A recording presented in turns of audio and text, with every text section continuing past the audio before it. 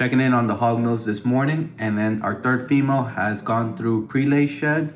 So we're gonna check her out. Really long shed because she's a big female. Let's pick her up and see what we got going on.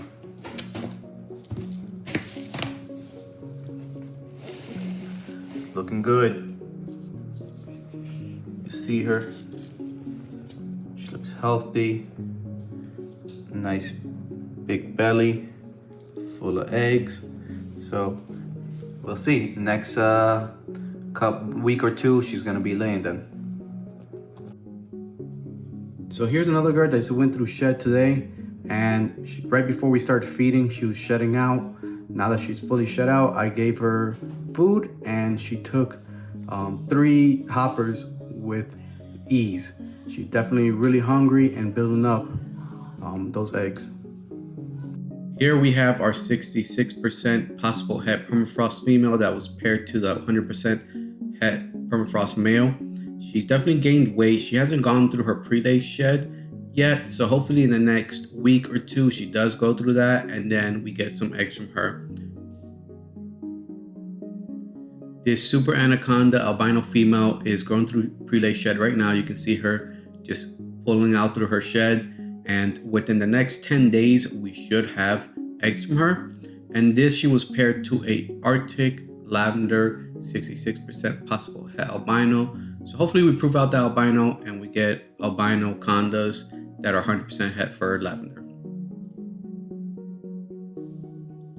Here we have another albino female that's gonna go through pre-lay shed any second now. If you can see, the tip of her rostral scale is a little white, so that's the separation of the old scales. So here in the next day or two, like I said, she's gonna go through her pre-lay shed, and then about 10 days after that, she should lay her eggs. And she was paired to a AAA male, so it's an Arctic albino anaconda.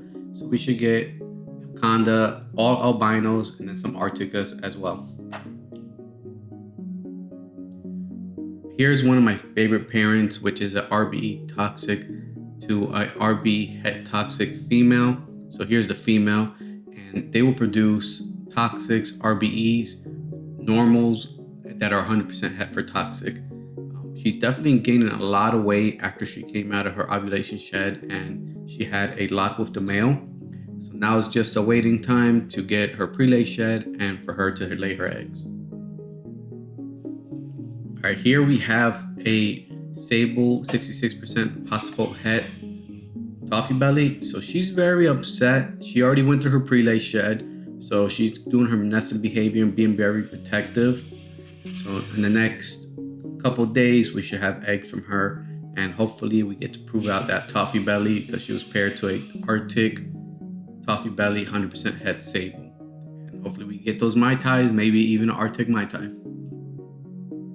This female also hasn't gone through pre-lay shed, but she has been gaining a good amount of weight. So she's a purple line albino anaconda het lavender paired to a Arctic lavender possible het albino. So if that male proves out to be albino, we should get albino babies. We should get lavenders, and also maybe a coral, and that 50% of the offspring will also be anaconda because of the mother.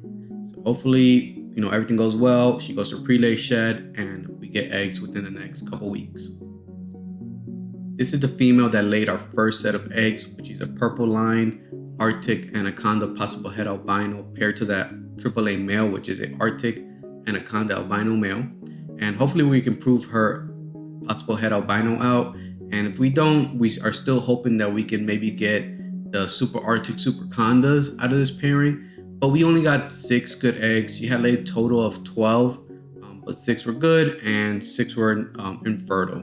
So maybe if she go double clutch, we've been feeding her up, and then we're gonna start pairing her up again with the same male.